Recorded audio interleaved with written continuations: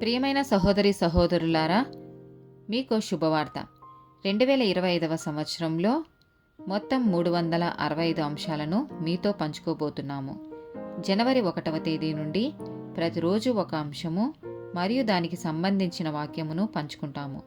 దయచేసి ఆ వాక్యములను వినండి, ధ్యానించండి మరియు ఆశీర్వదించబడండి. దయచేసి సబ్స్క్రైబ్ చేయండి మరియు మీ స్నేహితులతో పంచుకోండి. ధన్యవాదాలు.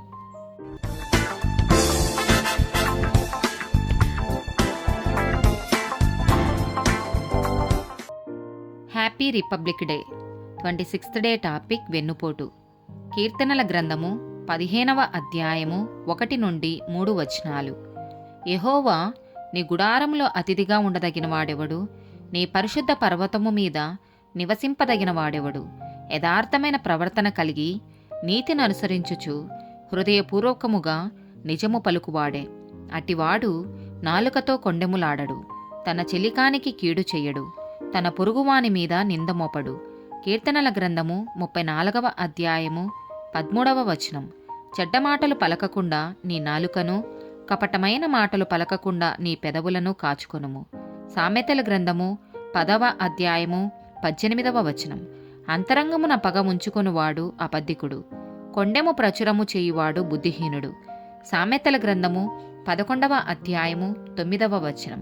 భక్తిహీనుడు తన నోటి మాట చేత తన పొరుగువానికి నాశనం తెచ్చును, తెలివి చేత నీతిమంతులు తప్పించుకొందురు. సామెతల గ్రంథము 16వ అధ్యాయము 28వ వచనం. మూర్ఖుడు కలహము పుట్టించును, కొండెగాడు మిత్రభేదము చెయ్యును. మత్తయి సువార్త 5వ అధ్యాయము 11వ వచనం.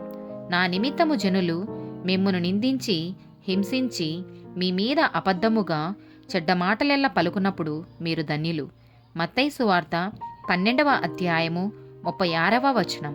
నేను మీతో చెప్పునదేమనగా, మనుషులు పలుకు వ్యర్థమైన ప్రతి మాటను గూర్చియు విమర్శ దినమున లెక్క చెప్పవలసియుండును.